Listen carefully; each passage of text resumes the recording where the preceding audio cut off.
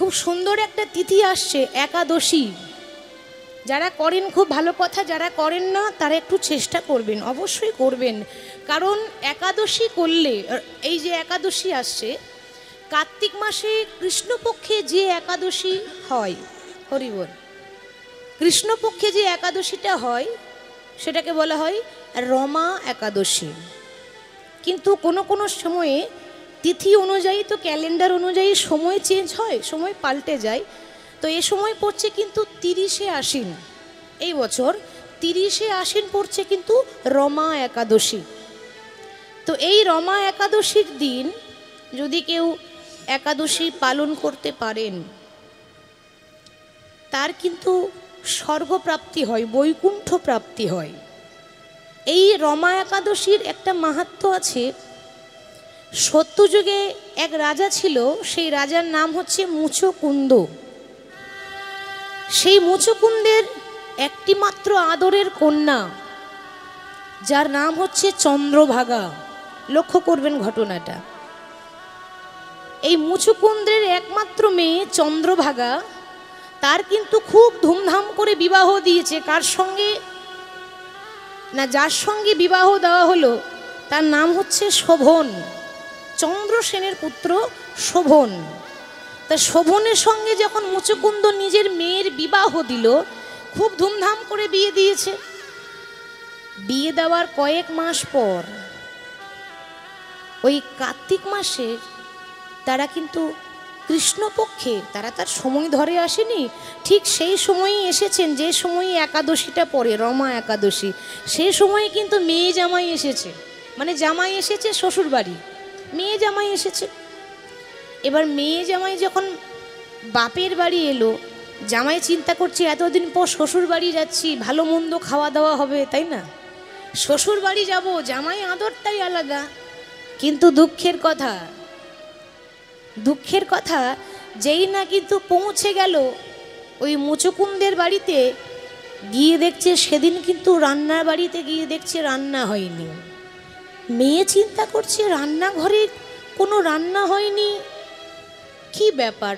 তো বাবাকে যখন জিজ্ঞাসা করছে, পিতা কি হয়েছে, আজ এই তোমারই রাজমহলে রন্ধনশালায় রন্ধন হয়নি কেন, রান্না হয়নি কেন? বাবা তখন মেয়েকে বলছে, মারে আজ হচ্ছে রমা একাদশী, যার জন্য আজকে বাড়িতে রান্না হয়নি। মেয়ে চিন্তা করলো, আচ্ছা বাড়িতে রান্না না হোক, বাইরে তো কিনে খাওয়া যায়, তাই বাইরে একটু কিনে নিয়ে আসবো। তো বাইরে যেই না বেরিয়ে দেখছে গোটা রাজ্যে কিন্তু কারোর বাড়িতে রান্না হয়নি, সব একেবারে উপোস করে আছে, উপবাস। মেয়ে চিন্তা করলো, সর্বনাশ, বিয়ের পর বাপের বাড়ি এলাম, আর এমন দিনে এলাম যে সেদিন একাদশী, কেউ কিন্তু সেদিন আহার করবে না, সবাই উপবাসে আছে। তাহলে আমার স্বামী থাকবে কি করে? আমি জানি আমার স্বামী না খেয়ে থাকতে পারে না, তার স্বামী কিন্তু সব সহ্য করতে পারে, কিন্তু ক্ষুধা সহ্য হয় না মা। আমাদেরও এরকম হয়, অনেক মানুষ আছেন যারা বলেন, মাগো আমি কিন্তু না খেয়ে থাকতে পারি না। তাহলে কি করে একাদশী করব? কয়েক ঘন্টা না খেয়ে থাকা যায় না, তাহলে সারাদিন একাদশী মানে সারাদিন উপোস, কি করে পারবো? তাহলে স্ত্রী ভাবছে যে আমার স্বামী তো না খেয়ে থাকতে পারে না, তাহলে কি করা যায়? স্বামীর কাছে গিয়ে বলল, স্বামী তুমি যদি তোমার ঘরে চলে যাও তাহলে বোধহয় ভালো হবে, সম্মানটা থাকবে। কেন জানো, আজ আমার বাপের বাড়িতেও রান্না হয়নি, এবং গ্রামে গিয়ে দেখলাম আজকে কারোর বাড়িতে রান্না হয়নি, তোমাকে কি সেবা দেব? স্বামী চিন্তা করলো বাবা, যে এই সময় যদি আমি বাড়ি চলে যাই তাহলে গ্রামের লোক, নগরের লোকে কি বলবে, যে খাবার পাইনি বলে জামাই ঘুরে চলে গেল, তাই না? একটা মান সম্মানের ব্যাপার। তাহলে ফিরে যাওয়া যাবে না, যা আছে কপালে তাই হবে, আজকে না খেয়েই থাকবো, যা হয় হবে, না খেয়েই থাকবো। তো বাবা সারাদিনটা না খেয়ে কাটিয়ে দিল। দেখুন, সে ইচ্ছা করে একাদশী করেনি, একাদশীর দিন, অথচ কিছু খাবার নেই, কি করবে, না খেয়ে কাটিয়ে দিচ্ছে। সারাদিন খেতে পাইনি, শরীর দুর্বল হয়ে গেল। যে খেতে একটু ভালোবাসে সে যদি না খেয়ে থাকে কত কষ্ট হয়। সারা দিন পেরিয়ে গেল, সারা রাত্রি পেরিয়ে গেল, শরীর দুর্বল। যেই না রাত্রি পেরিয়েছে, সূর্য ওঠার আগেই দেখছে স্বামী বিছানায় পড়ে আছে। স্ত্রী যখন স্বামীকে জাগাতে যাচ্ছে, দেখছে স্বামী কিন্তু আর নেই, মানে সে কিন্তু ইহলোক ছেড়ে পরলোকে গমন করেছে। চিন্তা করলেন, আমি সেবা দিতে পারলাম না, একদিন না খেয়ে আমার স্বামীর এরকম দশা হয়েছে, আমাকে বিধবা হয়ে যেতে হলো। সে যখন আছাড় খেয়ে পড়ে কাঁদছে, বাবা সকলে এসে সান্ত্বনা দিলেন, চন্দ্রভাগা তুমি দুঃখ পেও না, তোমার আনন্দের কথা যে তোমার স্বামী একাদশীর দিনে, একাদশী ইচ্ছা করে না করলেও সে তো সারাদিন উপবাসে ছিল, একাদশীর পরের দিনেই কিন্তু তার মৃত্যু হয়েছে, মানে সে স্বর্গপ্রাপ্তি হবে, বৈকুণ্ঠে যাবে। সত্যিও তাই। কিছুদিন পর নারদ মুনি দেখছে কি, যে সেই চন্দ্রভাগার স্বামী শোভন সে কিন্তু স্বর্গে গিয়েছে, বৈকুণ্ঠে গিয়েছে। বৈকুণ্ঠে গিয়ে দেবতারা তারা সসম্মানে কিন্তু তাকে সম্মান দিচ্ছে। নারদ এসে বলেছে, চন্দ্রভাগা তুমি কাঁদছো কারণ তোমার স্বামী নেই বলে, তুমি বিধবা হয়েছে বলে, কিন্তু তুমি বোধহয় জানো না যে অজান্তেই, জেনে শুনে না হলে অজান্তেও না খেয়ে থেকে সে একাদশীটা পালন করলো বলে সে আজকে বৈকুণ্ঠ প্রাপ্তি হলো। নিতাই গৌর হরি হরি। তাহলে এই যে রমা একাদশী, এই একাদশী করলে বৈকুণ্ঠ প্রাপ্ত হয়, আমাদের সারা জীবনের পাপ ক্ষয় হয়ে যায়, যার জন্য একাদশীটা আমাদের করা খুবই প্রয়োজন। এগুলো করতে হয়। পৃথিবীতে এসেছি কেন? সাধন ভজন করার জন্যই তো। সারা জীবন তো মা খেয়েই যাই, একদিন পারবো না প্রভুর জন্য একটু না খেয়ে থাকতে। তবে হ্যাঁ, যদি কেউ অসুস্থ থাকেন, সবাই তার সুস্থ থাকে না, কারোর শরীর খুব অসুস্থ, খারাপ, ভালো নেই, সে কিন্তু ফল খেয়েও একাদশী করতে পারেন, ফলমূল খেয়েও করা যায়। নির্জলা না পারলেও ফলমূলও খেতে পারেন, কিন্তু করবেন। এগুলো না করলে আমাদের জীবনের পাপ ক্ষয় হয় না, সারা জীবন যা পাপ করেছি ক্ষয় হয়ে যাবে। যাই হোক, গৌর হরি হরি নাম প্রচার করছেন। তাহলে কেমনভাবে নাম প্রচার করছেন? নবদ্বীপের শোভা কেমন তোরা দেখবি যদি এই সোনার নদী।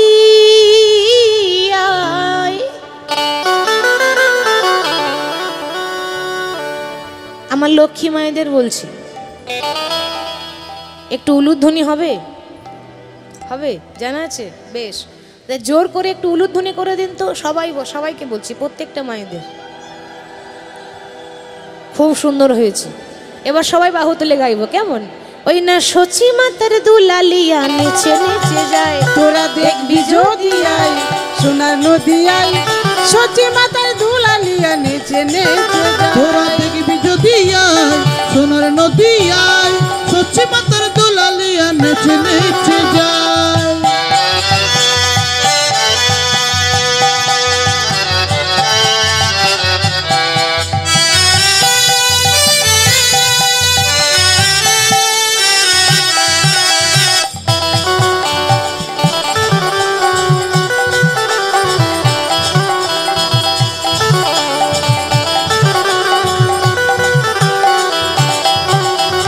সচি মাতার দুলালিয়া নদী আর শ্রী গৌরা,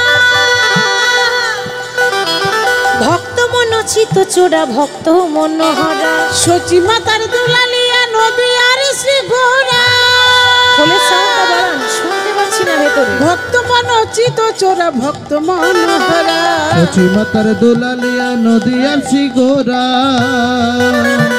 ভক্ত মনোচিত চোরা ভক্ত মনোহরা। আসলে আমরা কলিযুগের ভক্ত তো, ওই জন্য আমাদের করতালিগুলো হয়ে গেছে প্লাস্টিকের করতালি, সাউন্ড হয় না। ঠিক বলছি তো মা? তবুও তো আপনারা দিচ্ছেন। এখানকার মায়েরা আমার খুব ভালো, ব্যবহারও খুব ভালো, মায়েরাও খুব মিষ্টি। আর দু এক জায়গায় কপালে এমন জুটেও যায়, 10 বার করে বলবো তবে একবার উলুধ্বনি দেবে, 10 বার করে বলবো তবে একবার করতালি দেবে। আর যদিও দেয়, মানে বলার পর যদিও দেয়, কি করে দেয় জানেন? মানে মুখ ঘুরিয়ে ঘুরিয়ে, আমার সামনে দিয়ে নয়। আচ্ছা, এরকম করে করতালি দিলে হয়? হ্যাঁ, এমনভাবে করতালি দেবেন আশেপাশে গ্রামের মানুষ যেন শুনতে পায় যে এখানে কীর্তন হচ্ছে, জোরে জোরে, প্লাস্টিকের মতো যেন সাউন্ড না হয়।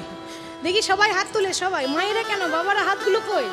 হ্যাঁ, দেখবি যদি আয় সোনার নদী আয়, সচি মাতার দুলালিয়া নেচে নেচে যায়। তোরা দেখবি যদি আই সোনার নদী আই, সচি মাতার দুলালিয়া নতে নেচে যায়। তোরা দেখবি যদি আয় সোনার নদী আয়, সচি মাতার দুলালিয়া নেচে নেচে যায়।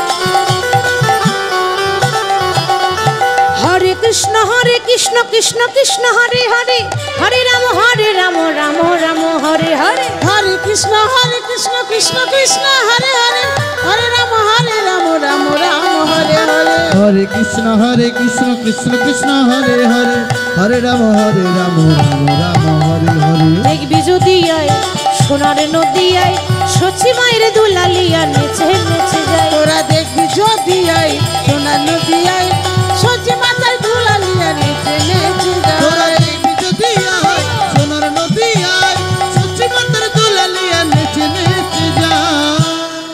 গৌর হরি হরি নাম করছেন, নৃত্য করছেন, নৃত্যে বিভোর হয়ে আছেন। এত সুন্দর শোভা। মহাজন বললেন, সুগন্ধি চন্দন গোরা নাহি মাখে গাই, নাহি মাখে গাই। গৌরী আমারি ধুলায় ধূসর অঙ্গ ভূমে গড়ি যায়। ধুলাই ধূসর অঙ্গ ভূমে গড়ি যাই। মানে মলিন মুখ কিছুই না ভাই, কিছুই না ভাই। আজ বাসুদেব ঘোষে কহে মান রস গাই।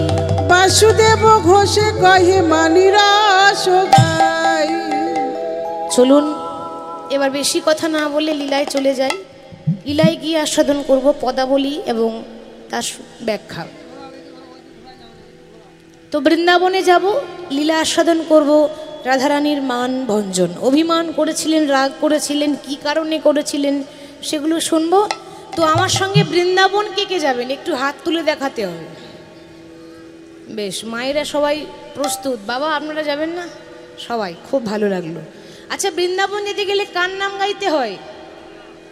রাধা নাম। কেন না, রাধারানীর কৃপা ছাড়া কৃষ্ণ কৃপা নয়, লোক মুখে কথা নয়, শ্রীমদ্ ভাগবত গীতাই কয়। আগে রাধা পরে কৃষ্ণ, তাই না?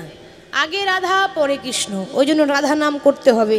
তাহলে রাধা নাম গাইতে গাইতে বৃন্দাবনে যাব। তাহলে একটু জয়ধ্বনি করে দিই প্রথমে, বলি বৃন্দাবনে ধাম কি জয়। আর একটু জোরে হবে না? হ্যাঁ হ্যাঁ, হবে হবে, আর একটু চেষ্টা করুন।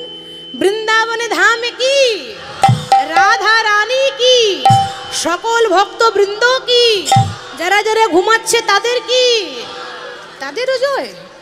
সর্বনাশ, বলছে যারা ঘুমাচ্ছে তাদেরও জয়।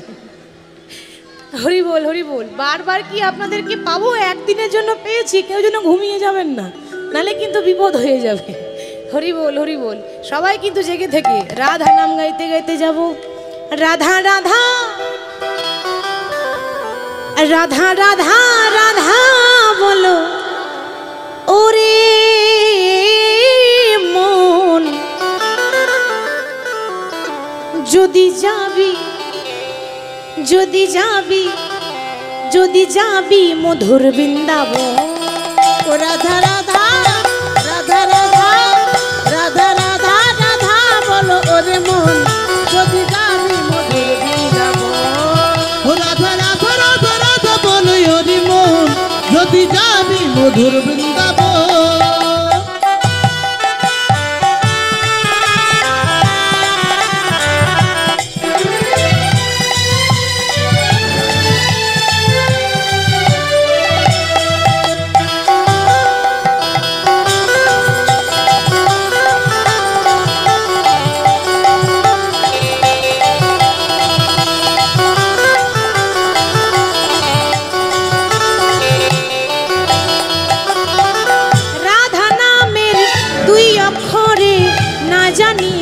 সুধা ঝরে। ও রাধা নামের দুই অক্ষরে না জানি কত সুধা ঝরে।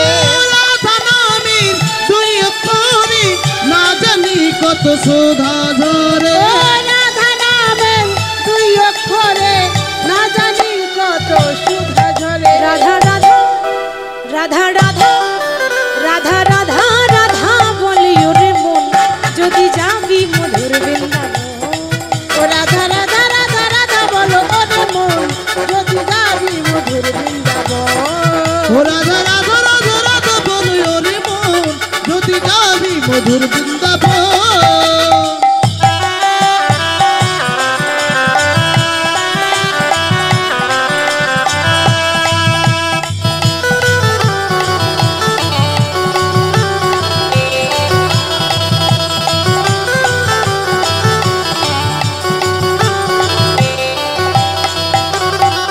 রাধা নামের তরুলতা সবাই বলে রাধা রাধা। ও রাধা নামের তরুলতা সবাই বলে রাধা রাধা রাধা। ও রাধা নামের তরুলতা সবাই বলে রাধা রাধা। ও রাধা নামের তরুলতা সবাই বলে রাধা রাধা। ও রাধা নামের তরুলতা সবাই বলে রাধা রাধা রাধা।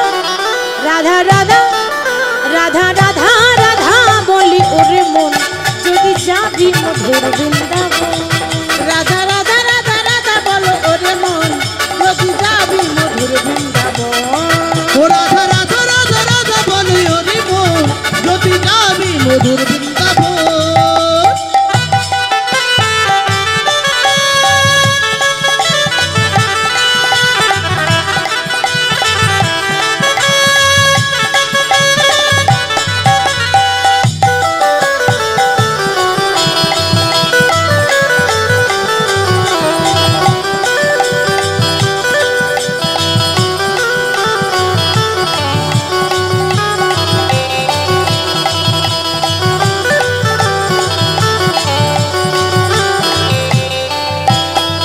বলো রাধে রাধে রাধে রাধে শ্রী রাধে রাধে রাধে রাধে রাধে রাধে রাধে রাধে। আস্তে আস্তে তোমরা যা গাইছো না তোমাদের থেকে মায়েরা অনেক ভালো গাইছে, ওদের আওয়াজ বেরোচ্ছে না। এই যে সারাদিন এত ভালো মন্দ খাওয়া দাওয়া করে আওয়াজ বেরোচ্ছে না নাকি? সেবা কিন্তু খুব ভালো হয়েছে, হরি বল। এত সুন্দরভাবে সেবা আয়োজন করেছিল মায়েরা, খুব ভালো। তা হ্যাঁ গো, দিনের বেলায় আপনাদের সেবা শান্তি ভালো হয়েছে তো? বেশ, তাহলে ওরা প্রত্যেক দিন গাই, আজকে আপনারা গাইবেন, কেমন? করতালি দেবেন, আমি আগে বলবো, তারপর আপনারা বলবেন রাধে রাধে। শুধু রাধে রাধে বলবেন, আর কিছু না। রাধে রাধে বৃন্দাবন মে, রাধে রাধে বলবেন। বৃন্দাবন মে কেশি ঘাট মে, বলছেন না সব চুপ করে আছে। কেন চুপ করে? কি গো মা, কথাতে আছে লেডিস ফার্স্ট। এই আপনারা যদি হেরে যান তাহলে মান সম্মান কিছু থাকবে? হ্যাঁ, হরি বল। তাহলে সবাই জোরে জোরে রাধে রাধে রাধে राधे वाह वृंदावन में केशी घाट में बंशीवट में गली गली में कुंज गली में राधे राधे निधुवन में राधे राधे मधुवन में राधे राधे तालबन में राधे राधे भंडीरवन में राधे राधे द्वादशवन में राधे राधे हमारो प्यारी राधे राधे सबकी प्यारी राधे राधे प्रेम से बोलो राधे राधे भाव से बोलो राधे राधे हाथ उठा के राधे राधे ताली बजा के राधे राधे श्री राधे राधे राधे राधे श्री राधे राधे राधे राधे श्री राधे राधे राधे राधे श्री राधे राधे राधे राधे श्री राधे राधे राधे राधे श्री राधे राधे राधे राधे श्री राधे राधे राधे राधे राधे राधे राधे राधे बोलिए राधा रानी की জয়। এবার মনকে নিয়ে যাব সেইখানে। কোথায়? ওরে রাখালে রাজা বলে দে না, বল কোথায় বৃন্দাবন, বলো শ্যামে কুণ্ড যেথায় রাধা কুণ্ড গিরি গোবর্ধন।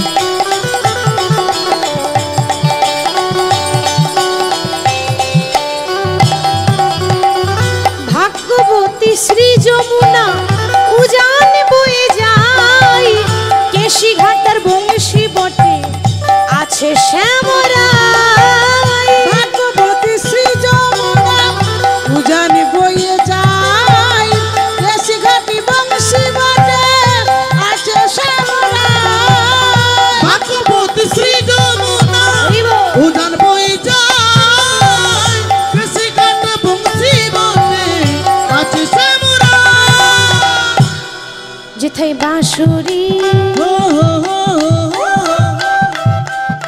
যেথায় বাঁশুরি বাজাই রে কালা বাঁশুরি বাজায় শ্যাম কুণ্ডে রাধা কুণ্ডে বসে শ্যামরা ওরে রাখাল রাজা বলে দে না কোথায় বৃন্দাবন শ্যামকুণ্ড রাধাকুণ্ড গিরি গোবর্ধন রাখালি রাজা বলে দে না কোথায় বৃন্দাবন শ্যামকুণ্ড রাধা কুণ্ড গিরি গোবর্ধন।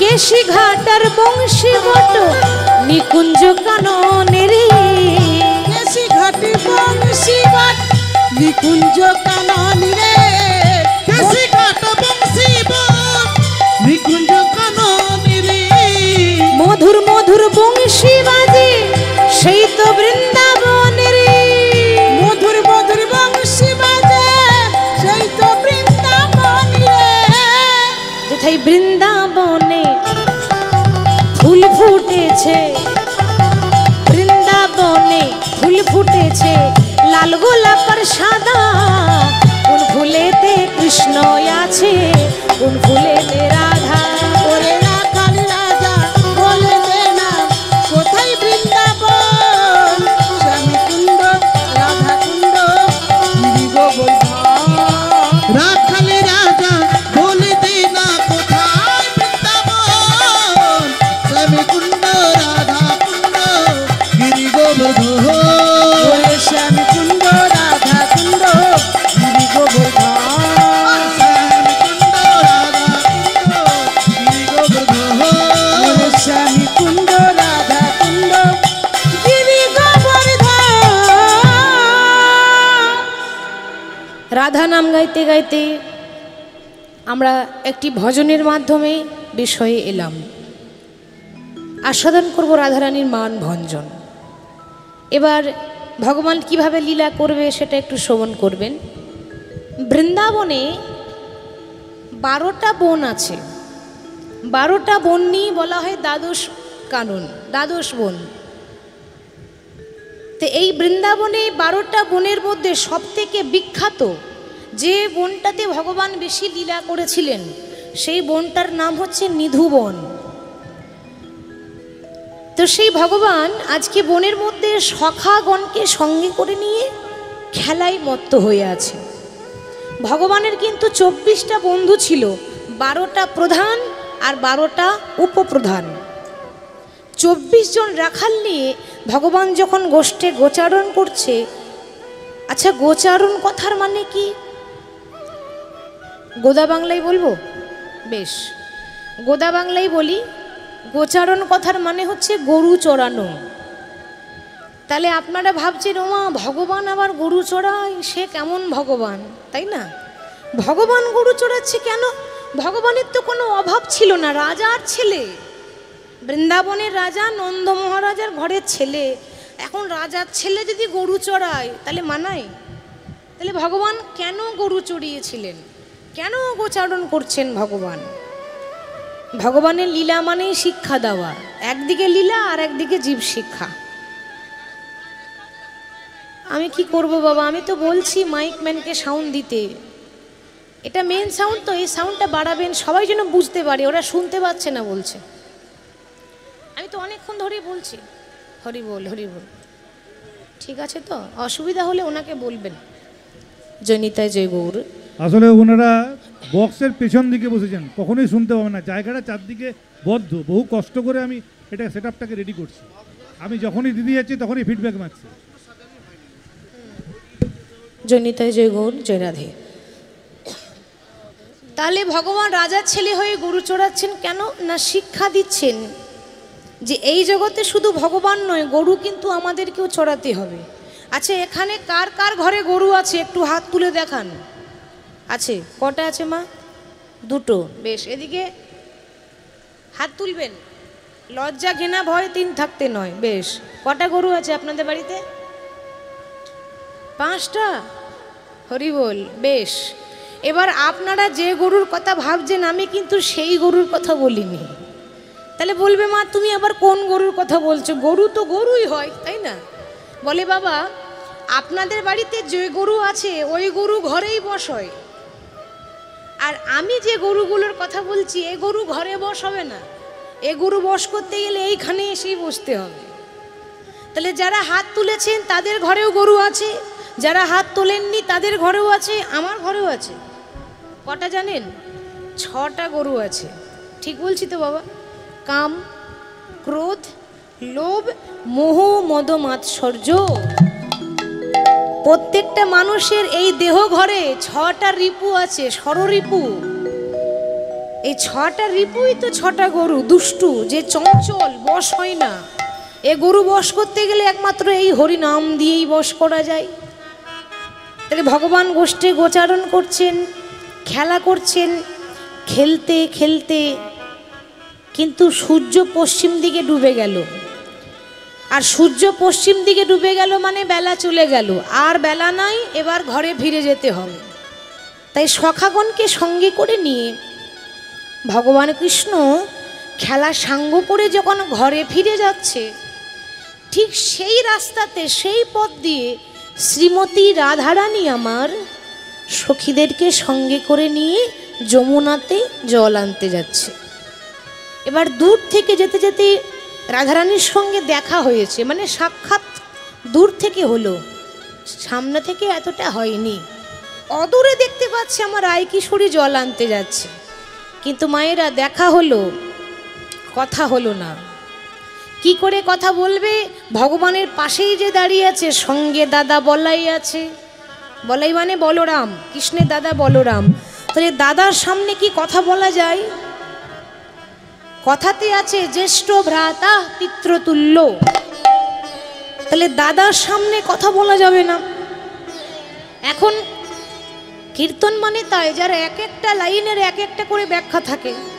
এখন এটা জেনে নেব যে ভগবানের পাশে যে দাদা দাঁড়িয়ে আছে বলরাম, সে আগের জন্মে কে ছিল, কি পুণ্যের ফলে দাদা হয়েছে ভগবানের? সে পূর্বজন্মে ছিল কে না ত্রেতা যুগ, মানে রামায়ণ যখন হয়েছিল, তো রামায়ণের রামকে বনবাসে পাঠিয়েছিল কে? রামের তো 3টে মা, কৌশল্যা, সুমিত্রা, কৈকেয়ী। তাহলে কে 3 জনের মধ্যে কে রামকে বনবাসে পাঠিয়েছিল? মা কৈকেয়ী। বাহ, কৈকেয়ী, মা কৈকেয়ী পাঠিয়েছিল। কেন না নিজের ছেলে ভরতকে রাজা করব বলে রামকে বনবাসে পাঠিয়ে দিল। তো সে শুধু রামকে পাঠিয়েছিল, লক্ষণের যাওয়ার কথা বলেনি। কিন্তু লক্ষণ এমন এক ভাই যে দাদার এক একটা কথা অক্ষরে অক্ষরে পালন করে। লক্ষণ বলছে, দাদা গো, দাদা যদি চলে যায় ভাই তো অসম্পূর্ণ হয়ে যাবে। আমি তোমার ভাই, সারা জীবন তোমার পাশে থাকবো, সুখে থাকবো, দুঃখে থাকবো, তুমি আমাকে ফেলে দিয়ে চলে যেও না। লক্ষণকে সঙ্গে করে নিয়ে গেল, সীতা দেবীও সঙ্গে করে গেল।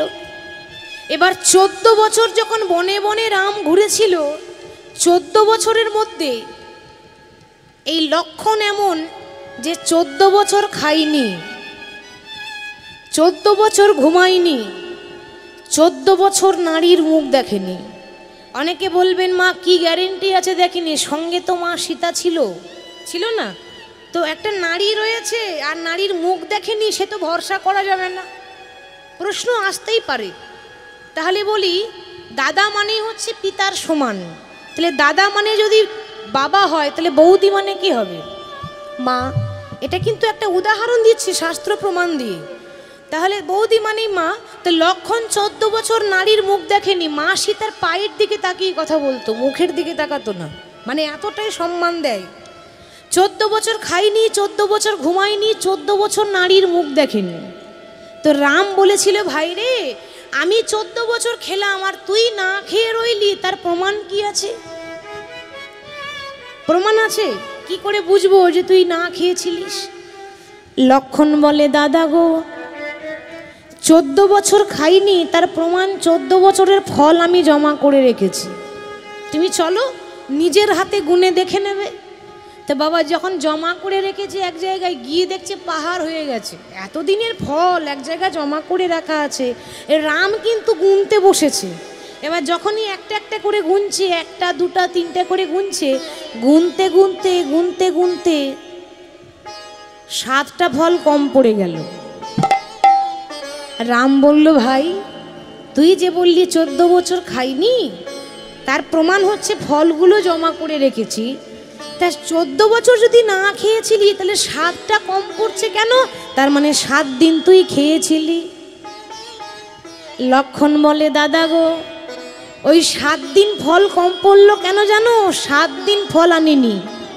কোন দিন না? প্রথম দিন যেদিন বনবাসে এসে খবর পেলাম যে পিতা দশরথ মারা গেছে, বাবা মারা গেছে। বলতে পারো দাদা, এ জগতে বাবা মারা গেলে কোন ছেলের মুখে খাবার ওঠে? সেই দিন আমি ফল আনিনি। 2 নাম্বার, যেদিন রাবণ আমার মা সীতাকে হরণ করে নিয়ে চলে গেল, সেই দিন ফল আনিনি। 3 নাম্বার, যেদিন মহিরাবণ, পাতালের রাজা মহিরাবণ রাম লক্ষণকে বন্দি করে পাতালে বেঁধে রেখেছিল, সেদিন ফল আনিনি। 4 নাম্বার, যেদিন লক্ষণ শক্তিশাল বানে পড়েছিল, কি বাবা ঠিক তো, সেই দিন ফল আনিনি। 5 নাম্বার, যেদিন লক্ষণ নাগপাশে বন্দি হয়েছিল, সেই দিন ফল আনিনি। 6 নাম্বার, যেদিন রাবণের ছেলে মেঘনাদ মায়া সীতা কেটেছিল রাম লক্ষণকে ভয় দেখাবার জন্য, সেদিন ফল আনিনি। আর শেষের দিন যেদিন রাম রাবণকে বধ করেছিল, সেই দিনটা ছিল বিজয়া দশমীর দিন। দুর্গাপূজার পর যে বিজয়া দশমীর দিন হয়, সেই দশমীর দিনে রাম রাবণকে বধ করেছিল। সেদিন এত আনন্দ যে আমি আর ফল আনতে পারিনি, যার জন্য হিসাবের 7টা কম পড়ছে। 7 দিন বাদ পড়ে গেল। রাম বলল, ভাই রে, আমি বড় দাদা হয়ে যা করতে পারলাম না, তুই আমার ছোট ভাই হয়ে সেটা করলি। বল তুই আমার কাছে কি চাস? টাকা পয়সা গাড়ি বাড়ি বল, আমি তো ভগবান, আমি তোকে যা খুশি দিতে পারি। লক্ষণ বলেছিল, দাদা গো, আমি টাকা পয়সা গাড়ি বাড়ি কিছু চাই না দাদা। তা দিতেই যখন চাও আশীর্বাদ করো, এজন্যে তুমি দাদা হয়েছো, আমি ভাই হয়েছি। কিন্তু পরজন্মে আমি যেন দাদা হই গো, পরজন্মে যেন দাদা হয় গো। দাদা এই আশীর্বাদ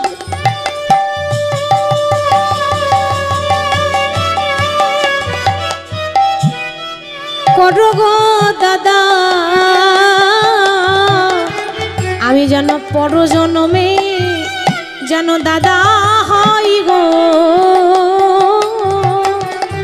আমায় এই আশীর্বাদ,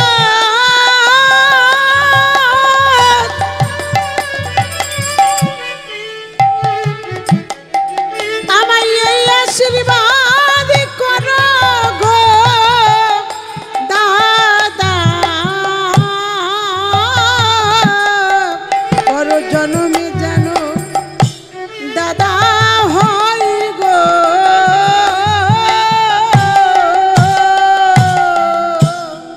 রাম বললেন, তথাস্তু, আশীর্বাদ দিলেন।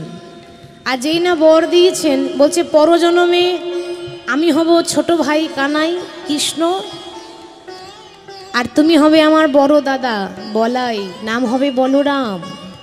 তাহলে এই শাস্ত্র প্রমাণ শুনে এটুকু শিক্ষা পাওয়া গেল যে জন্ম হোক যেথা সেথা কর্ম ভালো চাই।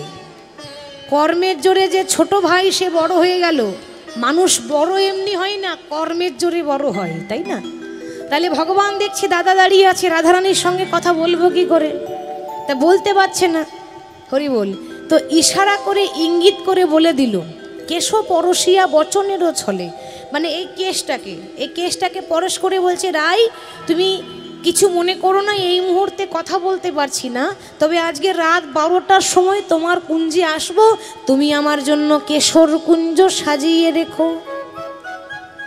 ইশারা করে দিয়ে গোবিন্দ চলে গেল, আর সেই ইঙ্গিত মতো রাধারানী আমার কুঞ্জ সাজাচ্ছে, ফুল তুলে এনেছে। কেন? আরে এ জগতে আমার গোবিন্দের সেবা দেওয়ার সুযোগ বারবার পাওয়া যায় না, আজ যখন পেয়েছি খুব সুন্দর করে সেবা দেব, এবং পথে ফুল বিছিয়ে দিয়েছে যেন গোবিন্দের চরণে আঘাত না লাগে। তা কেমনভাবে সাজাচ্ছে? ধনী আমার ধনী ফুলের আছির, ফুলের প্রাচীর, ফুলেতে ছাওয়াইল ঘর রে, ফুলের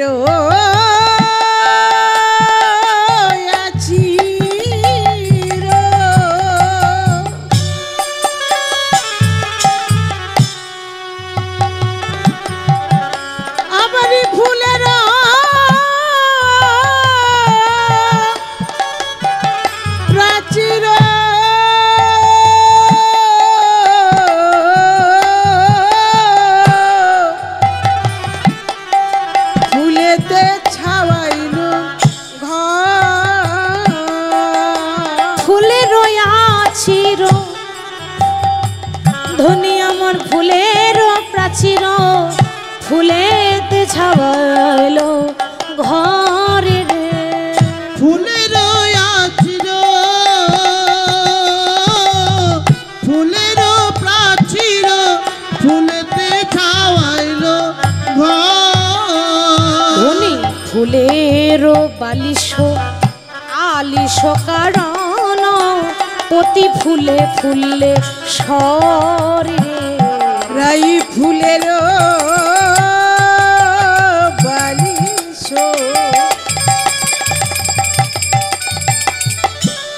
আলিশ কারণ, প্রতি ফুলে ফুলে সর, ফুলের বালিশ আলিশ কারণ, প্রতি ফুলে ফুলে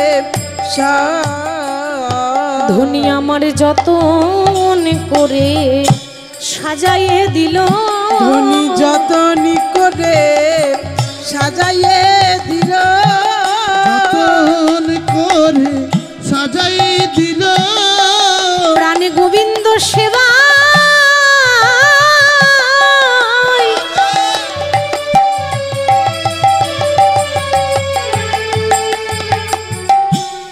বধুর সেবা, ধনী আমার লাগবে বলে, ধনী যতন করে সাজাইয়ে দিল, আমার বধুর সেবা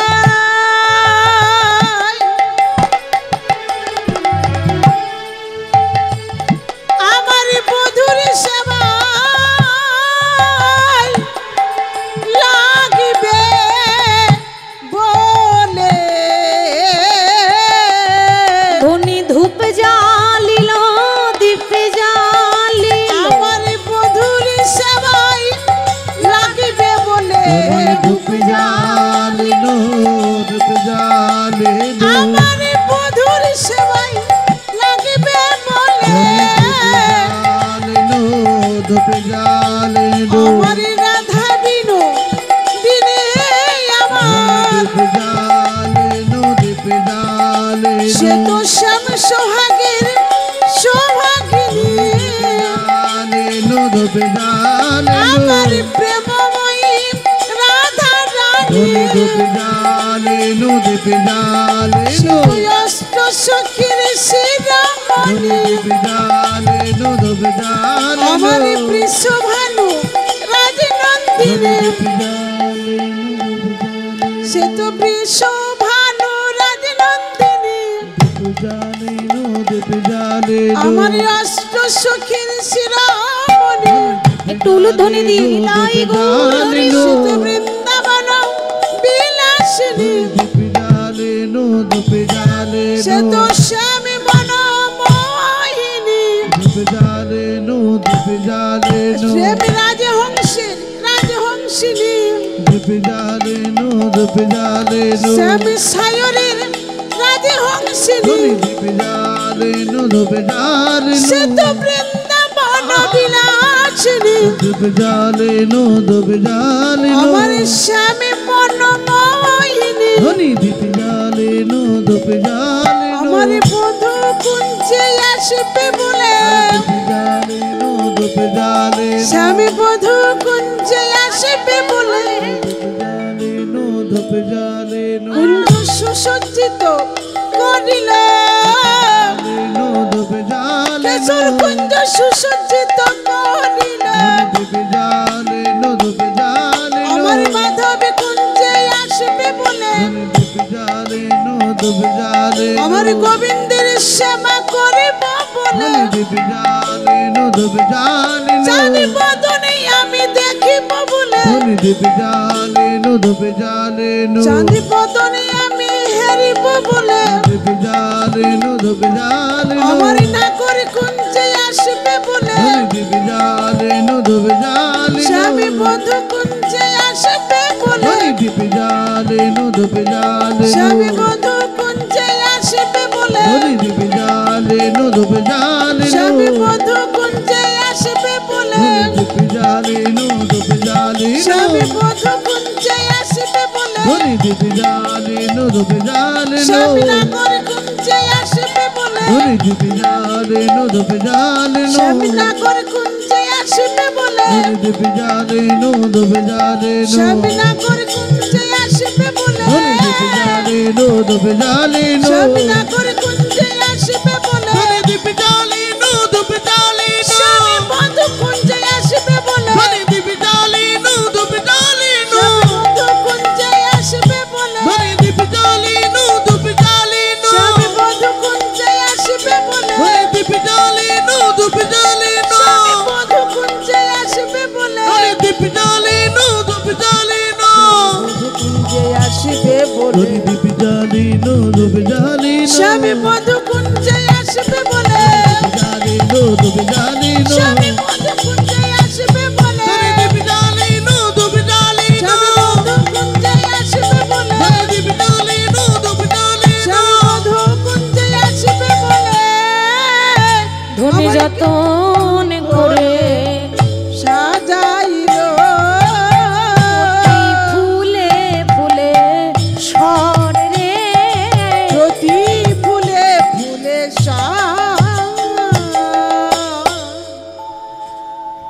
শ্রীমতী রাধা রানী আমার প্রাণ গোবিন্দ আসবে বলে বড় যতন করে কুঞ্জখানি সাজাইছে। আর শুধু তাই নয়, ধূপ জ্বালিয়েছেন, তার সঙ্গে দীপ জ্বালিয়েছেন। প্রদীপ, দীপ মানে হচ্ছে প্রদীপ। যেখানে ভগবান আসবে সেখানে তো অন্ধকার রাখা যাবে না, আলোই আলোকিত। আচ্ছা বাবা,